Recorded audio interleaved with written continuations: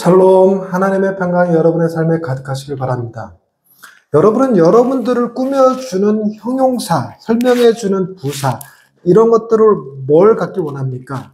예전에 교회들은 다 동네 이름을 따서 무슨 동네, 중앙교회, 제일교회 이런 걸 많이 썼어요.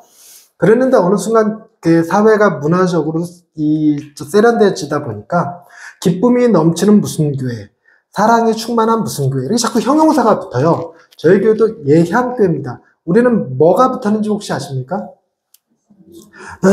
예수님을 사랑하는 예향교회. 예수님의 향기가 나는 예향교회. 저도 지금 헷갈려 버렸어요. 예수님의 향기가 나는 예향교회.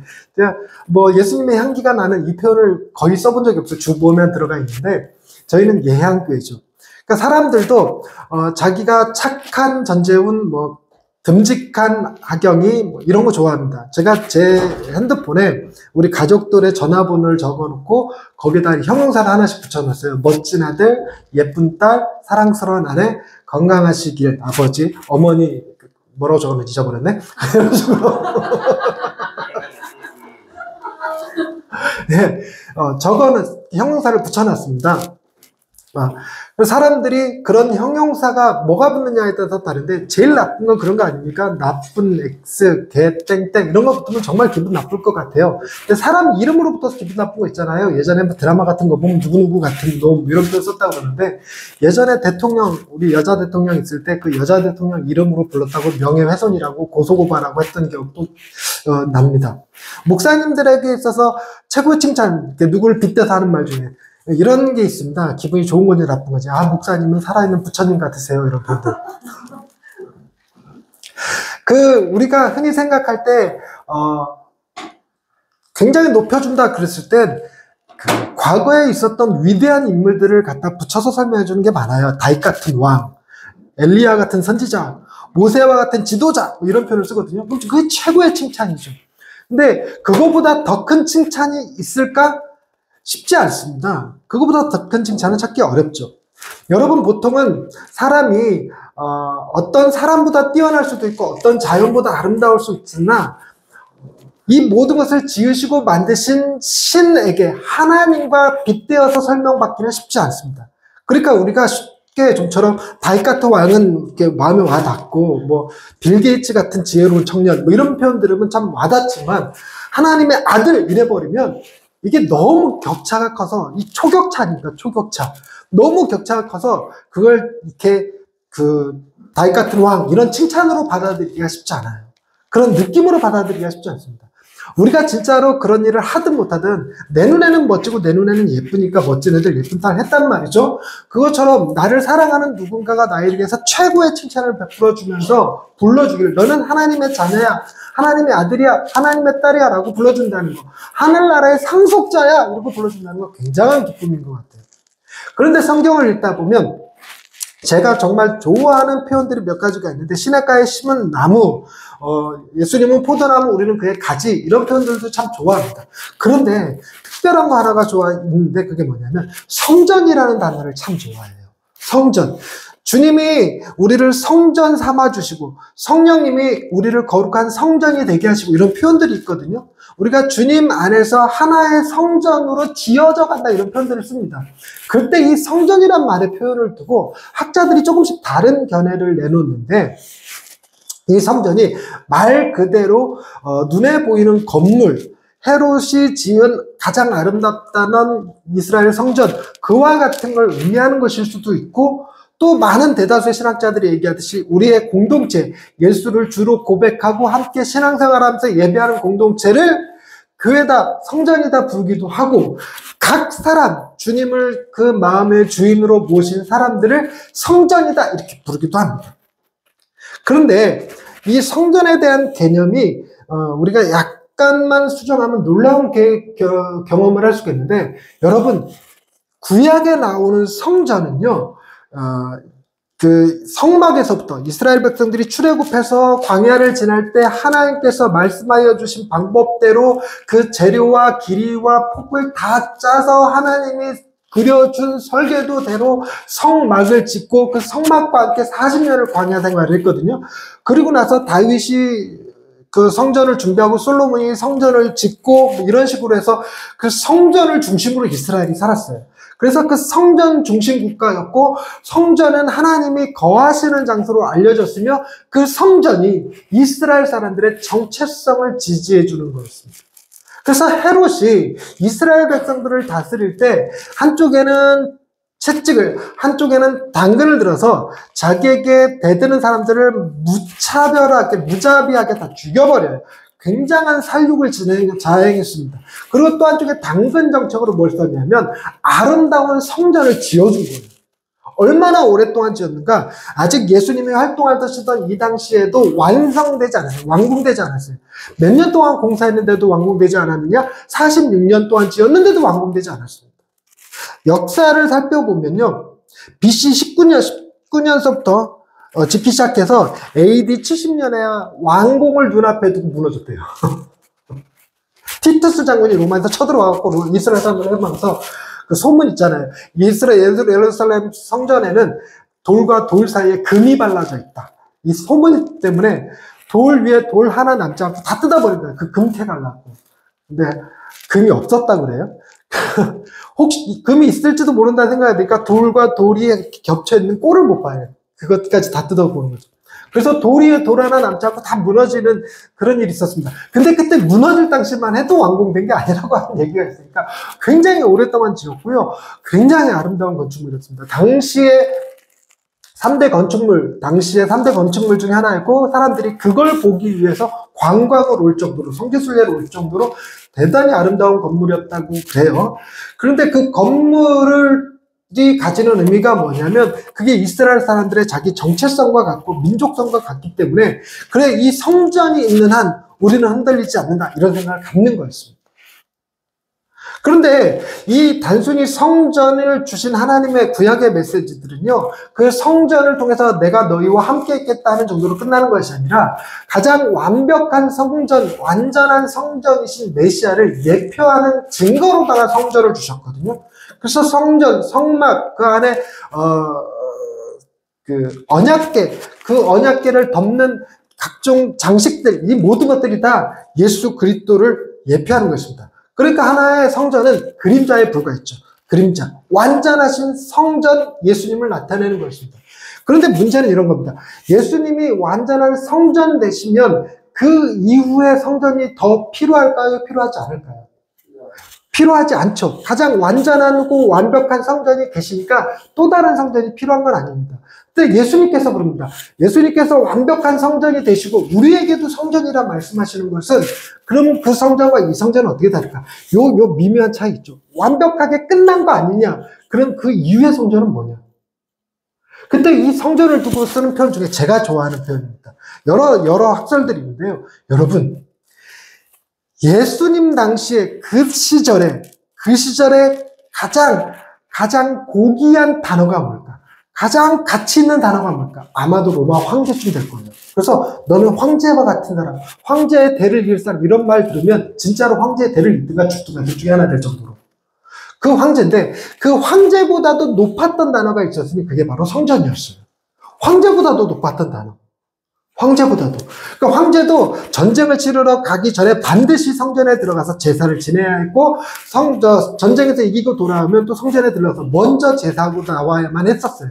그러니까 왕보다도 더 높은 가치를 지닌 단어가 성전이었습니다. 그러니 하나님께서 너는 내 자녀야 라고 말하는 것과 이 땅에 가진 언어들 가운데 비견할 만한 단어가 있으면 뭐가 있을까? 그게 바로 성전이라는 거예요. 너는 보배롭고 존귀한 자야. 너는 왕같은 제사장이여. 거룩한 나라여. 내 소유된 백성이야. 이런 것들하고도 비교도 안 될 만큼 가장 위대한 칭찬과 같은 말이 성전이었다는 것입니다. 그 위대한 칭찬 같은 거.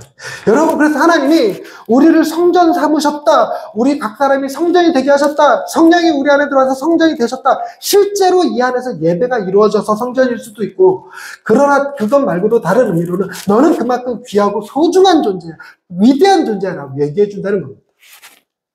여러분, 우리는 모든 자연 만물들 가운데 가장 존귀함을 지닌 것이 인간이기 하나입니다. 만물의 영장이기도 하지만 인간만이 특별히 생명의 소중함을 지켜내는 존재거든요.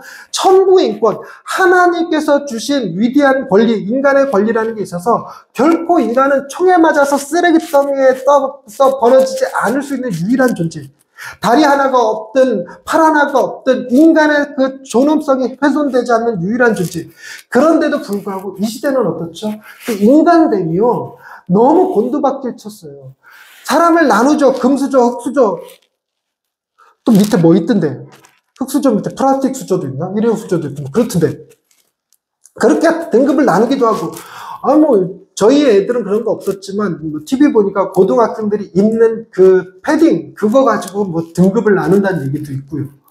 그러니까 이런 식으로 사람들이 다 등급화되어 있습니다. 여러분들 마음도 그렇지 않습니까? 강남하고 향남하고 어디가 더 대단해 보입니까? 강남 사는 사람들이 더 대단해 보이지 않습니까? 여러분, 이렇게 뒤에 쳐져 있는 차들 보면, 그랜저도 있고, 카니발도 있고, BMW도 있고, 누가 제일 대단해 보입니까? 그래서 등급이 나눠진단 말이에요. 어느 아파트에 사는 사람들과는 친구하지 마라. 이런 얘기를 자녀들한테 한대요.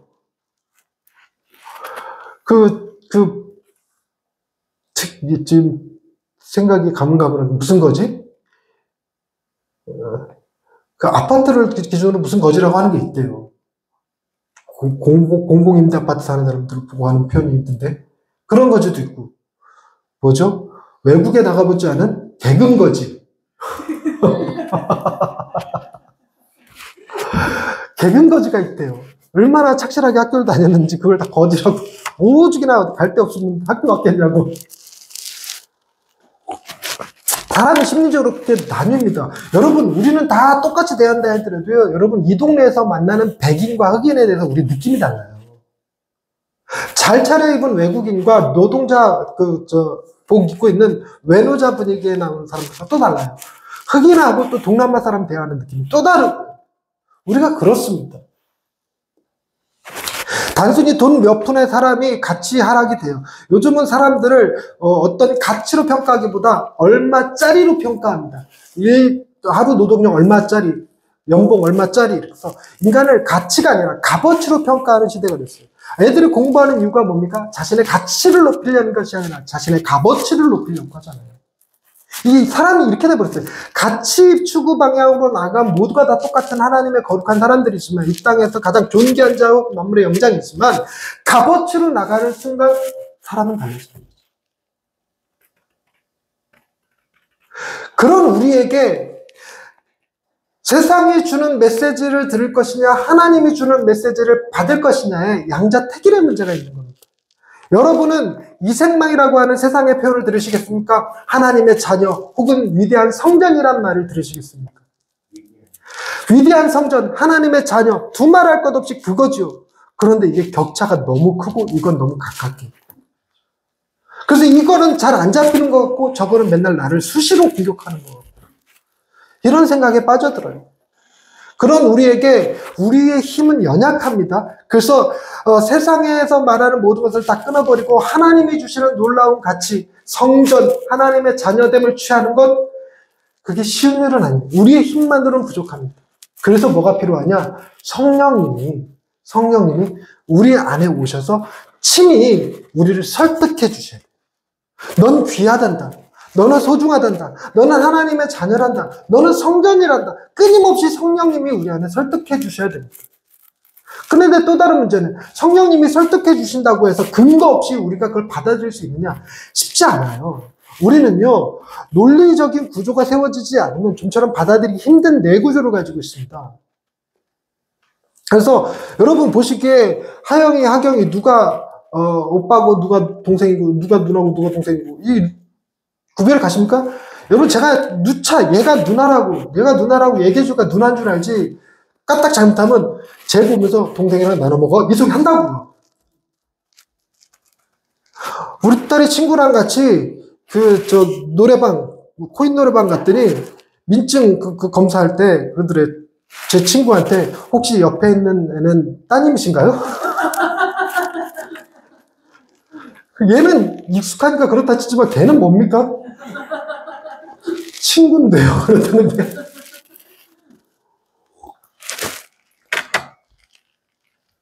뭔 얘기하다 글로 갔어? 아, 진짜 이게 논리 잘 잡고 갔는데. 얘가 누나예요. 얘가 누나인 이유는 얘가 1분 먼저 태어났기 때문이었어. 그냥, 네가 누나해. 이런다고 해서 설득되는 게 아니에요. 설득이 되려면 차라리 근거가 있어야지. 네가 오빠해. 왜? 네가 키가 크니까. 네가 힘이 더 세니까. 이렇게 하면 설득이 되지만, 네가 누나해. 그냥 누나해. 이건 설득이 안 돼요. 얘한테 유일한 힘은 뭐가 있을까요? 1분 먼저 태어났다. 끊임없이 동생 괴롭히면서 그러는 거야. 꼬우면 네가 먼저 태어났든지. 1분의 힘이 어마어마하게 큽니다. 막강한 파워예요. 그렇게 어떤 논리 구조의 근간을 세워줘야 되는데, 그 근간이 세워지면 비로소 우리의 마음이 설득이 되는데, 성령님이 너는 귀하단다, 너는 존귀하다는 근간을 뭘로 세울까? 예수님의 십자가의 죽음과 부활로 세운다. 하나님의 아들이신 그분이 이 땅에 오셔서 너희의 모든 죄를 다 지시고 십자가에 죽으시고 부활하셨기 때문에 너는 가장 정결한 자 되어서 하나님이 거하시기에 충분하고, 하나님이 사용하시기에 충분하고, 하나님이 기뻐하시기에, 하나님이 사랑하시기에 너무너무너무 충분한 존재다 라고 설득해 주신다는 겁니다. 그래서 예수님의 그 죽음과 부활에 대해서 여러 각도로 설명할 수 있지만 그 중에 하나의 포인트가 있으니, 오늘의 포인트는 뭐냐면 성전이라는 포인트예요. 예수님께서 예루살렘 성전에 갔는데 예수님의 심기를 불편하게 하는 것이 있었어요. 거기 장사하고 있었거든요. 여러분, 이 예루살렘 성전은요, 안에 그 제사를 지내는 데가 있고 바깥에 뜰이 있습니다. 바깥에 뜰을 이방인의 뜰이라고 불러요. 이방인의 뜰. 이방인의 뜰이 왜 있는 거냐면, 그 이방인들은 성전 안에 들어가서 제사에 참여할 수가 없어요. 거기는 선택된 자, 하나님의 성회로 모인 자들만 거기에 들어갈 수 있었으니까. 그런데 그럼에도 불구하고 하나님을 신뢰하고 하나님을 믿고 싶은 이방인들이 있었습니다. 경건한 이방인이라고 불리는 사람들이 있었는데, 그들에게 허용된 마당이라는 뜻이에요. 그들에게 허용된 마당. 그러면 그 마당에서 뭐 하는가? 거기서 이방인들이 기도를 합니다. 만약에 저희가 이 시대에 예루살렘 성전에 하나님 앞에 예배하러 기도하러 간다 그러면 어디까지 가는 거냐면 이방인의 뜰까지 가는 거예요. 이방인의 뜰. 그런데 여러분, 그 예루살렘 성전이 계속 공사 중이었기 때문에 그 공사비가 계속 필요했어요. 그 공사비를 필요한데 공사비를 어디서 조달할까? 그 예루살렘 성전에 오는 사람들을 대상으로 장사하는 방식으로 세웠습니다. 그러니까 반드시 이스라엘 돈으로만 헌금해야지 받아준다. 그러니까 환전상들이 생기는 거고, 환전상들이 바가지 요금 씌우고 이러는 거죠. 저희들도 외국 나가보면 절대로 환전하지 말아야 될 곳 있다 이렇게 얘기하죠. 어딘지 아십니까? 절대로 여기서 환전하지 마. 공항에서 환전하지 마. 최소한의 돈만 가지고 시내로 나가서 시내에서 환전해. 이렇게 얘기합니다. 근데 공항만큼이나 비싼 곳이다 이런 정도가 아니라 그거보다 훨씬 더 비싸다. 그러니 지금 하나님 헌금하려고 가지고 왔는데 환전 못하면 헌금 못하니까 울며 겨자 먹기로 그냥 거기서 환전하는 거예요. 그러니까 완전 바가지 요금 치우는 거였습니다. 그리고 하나님 앞에 제물을 바쳐야 됐기 때문에 양이고 소고 닭이고, 닭은 아니었던 것 같은데 비둘기고 이런 거 가지고 와서 하나님 앞에 제물로 드렸단 말이에요. 근데 그 제물로 가지고 오는 것도 흠이 없어야 됐어요. 그래서 랍비가 인정하는 거예요. 했습니다. 근데 제사장들이 인정하는 제물은 시장에서 파는 거 외에는 인정을 잘 안 해줬어요. 멀리에서부터 끌고 왔기 때문에 아무리 정결한 걸 끌고 왔어도 오는 도중에 상했을 수 있다는 거예요. 다쳤을 수 있다는 겁니다. 그래서 거꾸로 놓습니다. 거꾸로 놓고 시장에서 파는 것만 인정할 거야. 그래서 시장에서 돈으로 사야 되는 거예요. 그럼 그 정도 괜찮잖아요. 그 편의니까. 편의를 제공해 주는 거니까. 그러니까 이제 소나 양이나 이런 거 비둘기 갖고 올 게 아니라 돈만 딱 들고 와갖고 이렇게 사면 되는 거니까.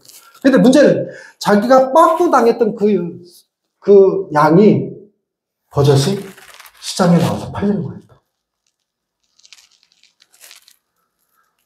그러니까 이게 시장이라는 곳이 성전에서 예배드리는 사람들을 위한 편의를 제공하는 것이 아니라 바가지 씌우는 장소였던 겁니다.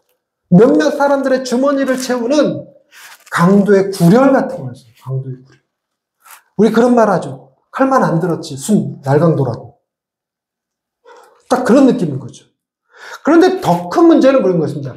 거기가 뭐 하는 자리냐면 이방인들이 모여서 기도하는 자리, 이방인의 뜰. 이방인들이 모여서 기도하는 자리인데 저기서 양 울어대, 비둘기 울어대, 뭐 사람들 막 외쳐대, 그러면 기도가 되겠냐고요. 잘 안 되잖아요. 우리도 그런 스트레스 경험하지 않습니까?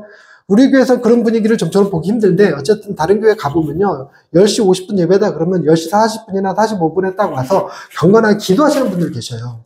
그럼 교회 전체가 분위기가 조용합니다. 찬양이 아름다운 찬양이 쫙 이렇게 흘러나오고요. 기도 분위기가 딱 잡혀요. 근데 거기서 방송실에서 뭐 문제가 있어갖고 집사님 몇 분이랑 실갱이 좀 똑바로 하면 이게 실갱이 하고 있으면 기도하는 분이 집중이 안 돼요.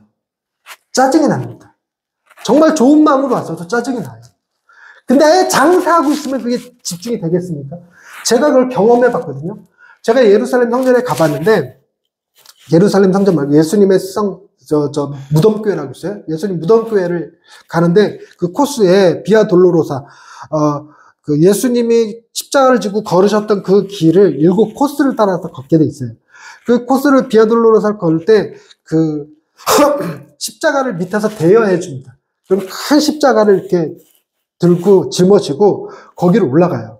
그럼 우리가 왜 그 장례식장에서 시신 이렇게 나갈 때 그 장례송 부르잖아요. 하늘가 누가 좀 불러줘봐요. 하늘 가는 밝은 길이 이 찬양 이런 거 부르면서 따라와요. 쭉 일행들이. 그리고 뭐 요단강 건너가 배우리 이런 찬양들 부르면서 그리고 정말 저도 이렇게 딱 짊어지고 걸었거든요. 이렇게 구간 나눠서 이렇게 교대로 하는데 눈물이 줄줄줄 나요. 주님의 십자가이고. 근데 어디만 들어가면 눈물이 쏙 들어가냐면 그 길이 하필이면 그 시장을 지나가게 돼 있어요. 시장. 그러니까 시장에 길을 낸 거기보다 거기에 순례객들이 많이 오니까 그 주변으로 시장이 형성됐을 것 같은데 이거 하고 울고 있는데 여기다 대고 $1. 아니다. 이집트는 $1인데 이스라엘은 기본 단위가 $10 들어. $10. 그러면 집중이 아니에요, 집중이. 근데 마치 그런 분위기가 펼쳐지니까 주님이 이 분노가 이르신 거예요. 하나님의 전이 이런 식으로 강도의 구렬이 되고 이런 식으로 기도를 방해하는 곳이 되었어야 되겠느냐고. 그 온유하신 주님이 노건으로 채찍을 만들어서 그들에게 분노를 발하셨어요. 좀처럼 화를 내시는 일이 별로 없으신 분이 예수님 생에 가장 진노하시는 장면, 실제로 뭐 하나 손에 들고 그들을 채찍질 하시면서 내쫓으시는까지, 엎으시는 장면까지 나타나는 그 예수님의 극한 진노를 보여주는 부분이에요. 그런데 이 말씀 가운데 17절 말씀 보십시다. 18절 말씀 보십시다. 이에 유대인들이 대답하여 예수께 말하기를 네가 이런 일을 행하니 무슨 표적을 우리에게 보이겠느냐. 대답하다 이게 따지다라는 뜻이 이렇게 대들었던 거예요. 네가 뭔데? 왜 이걸 못하게 하는 거야? 네가 이걸 못하게 할 만한 권위가 있어? 그럼 권위가 있으면 거기에 따른 표적을 보여줘봐. 그때 예수님께서 자 봐봐. 불 파샤 우박 촤 햇빛이 어두워져라! 뭐 이런 거 했으면 사람들이 꼼짝 못했을 거예요. 근데 예수님께서 보여주신다고 했던 표적이 뭐였냐면 19절 말씀. 이에 대답하여 이르시되 너희가 이 성전을 헐라! 내가 사흘 동안에 일으키리라. 여러분 이 말이 별 느낌 없이 다가올 수 있지만 지금 예수님의 상황과 잘 안 맞아요. 무슨 얘기냐면 예수님께서 이 성전을 깨끗하게 하고 계시잖아요. 왜 이 성전에서 장사들을 하고 있고, 왜 기도를 방해하고 있고, 왜 이런 짓을 하고 있느냐 하면서 다 내쫓으면서 성전이 성전되게 이거 하시는 분이거든요. 그런데 뭐라고 그러냐면 표적을 보여달라니까 이 성전을 헐어라 이래. 헐 거면 왜 치웠어?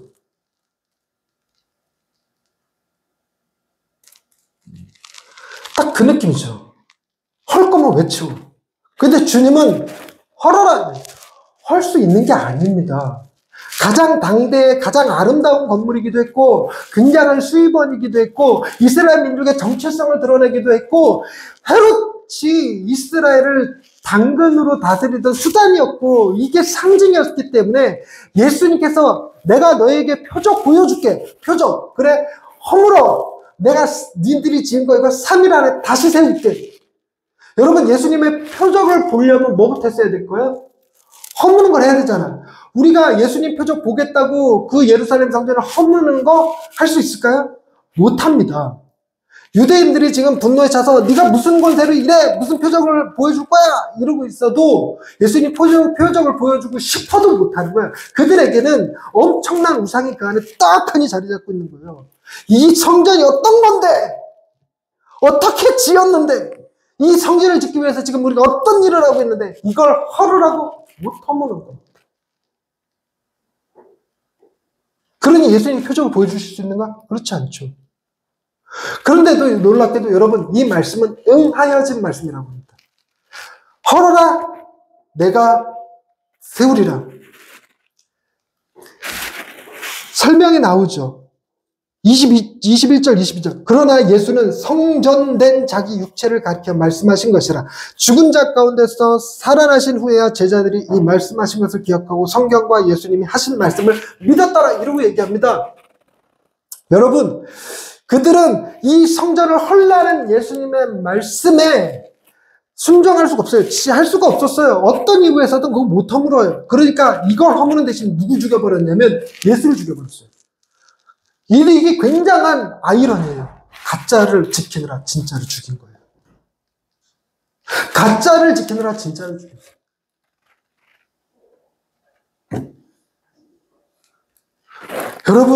여러분들이라면 어떠실 것 같습니까? 여러분이 가지고 있는 재산, 여러분이 가지고 있는 명예, 여러분 안에 성전들이 있잖아요. 이거 헐어라, 이거 놓아라, 이거 버려라, 못 버리는 것들이 있다고요. 저도요, 있습니다. 제가 목에 칼이 들어와서 너 목사 그만둘 거예요. 근데 하영이 아빠 하지 마! 그럼 못할 거거든. 못할 것 같아요. 목사가 되기 위해서 길을 썼는데 이거 포기하는 건 쉬워도 쉽진 않아요. 포기 안 할 겁니다. 상대적으로 쉽다는 거야. 정말 큰 노력 없이 애들의 아빠가 됐어요. 쌍둥이 아빠. 근데 아빠를 내려놓는 못하겠어요. 아빠를 내려놓겠습니까? 기아 직원을 내려놓겠습니까? 아빠 내려놓고 싶구나. 내가 지금 누구 남편과 직장 얘기한 게 아니잖아 지금. 그럼 남편 확 내려놓고 싶지.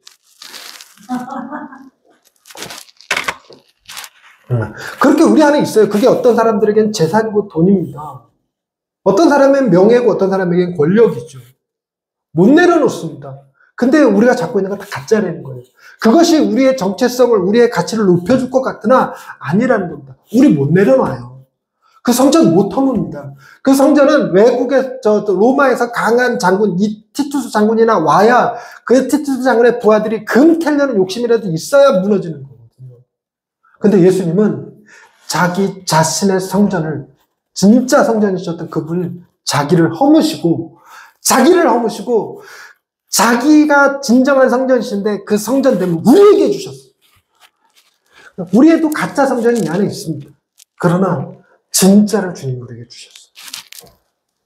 그래서 우리가 그리스도 안에서 성전인 겁니다. 성전이 주는 의미에 대해서 그 소중함, 그 가치에 대해서 이해하셨죠? 여러분, 성전 안에 있으면 성전 자체도 굉장히 귀하고 소중할 거고요. 그러니까 보이는 건물이랄지라도. 근데 예수님이 말씀하시는 완전한 성전, 그분의 몸으로서의 성전이면 또 다른 느낌일 겁니다. 여러분 두 가지 비유를 동시에 생각해야 돼요. 건물로서의 성전과 몸으로서의 성전. 자, 건물로서의 성전입니다. 그것도 굉장히 소중하고 귀하고 가치 있습니다. 근데 그 성전 귀퉁이의 한 벽돌, 그럼 그 벽돌은 귀한 겁니까? 아닌 겁니까? 대답하기 힘드신가요? 그 벽돌은 성전인가요? 아닌가요? 성전입니다. 그 벽돌이 바깥에 있으면 성전이 아니지만 성전 귀퉁이에 같이 붙어 있으면 성전입니다. 성전 안에는 성전 안에서 쓰여지는 다양한 물품들이 있습니다. 관유를 부어서 거룩하게 만든 정결한 물건들이 그 안에 다 있어요. 그 물건들이요, 다른 물건과 비해서 뭐 더 잘 만들어졌다든가 더 화려하다든가 더 비싼 재료를 썼다든가 그게 아닙니다.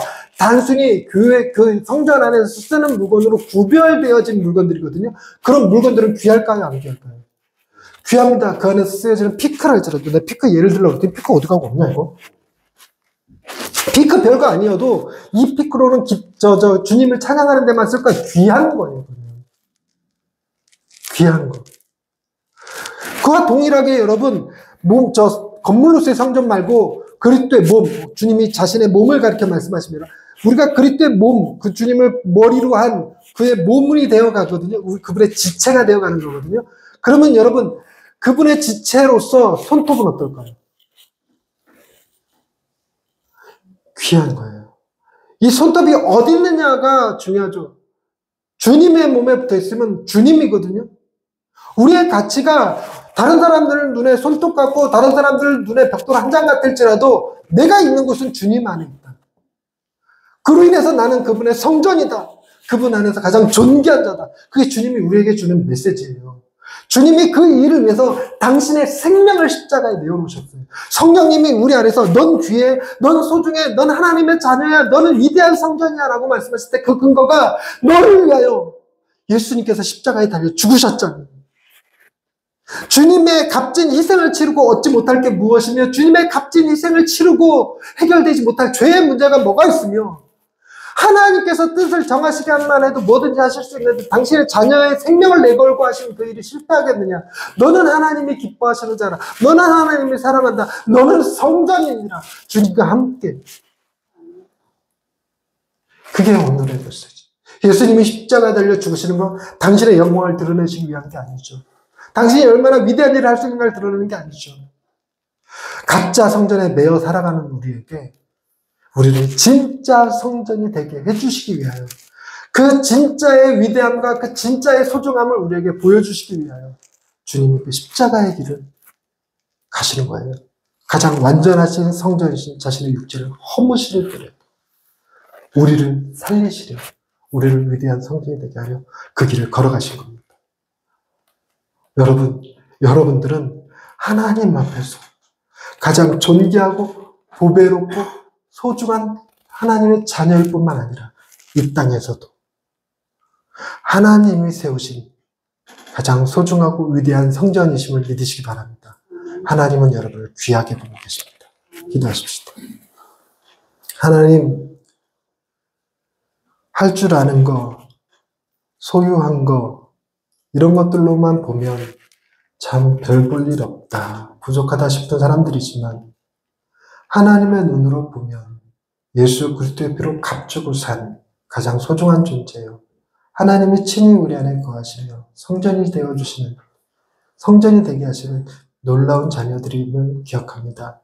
세상의 유혹 앞에 많이 흔들리지만 우리의 마음이 주님을 바라보므로 세상에서 말하는 것과 달리 담대하고 강하고 그리고 또한 우리의 자존감을, 존귀함을 잃어버리지 않는 귀한 예양의 식구들 다 되게 하옵소서. 세상이 뭐라 하든 우리는 하나님의 자녀입니다. 예수님의 이름으로 기도드립니다. 아멘.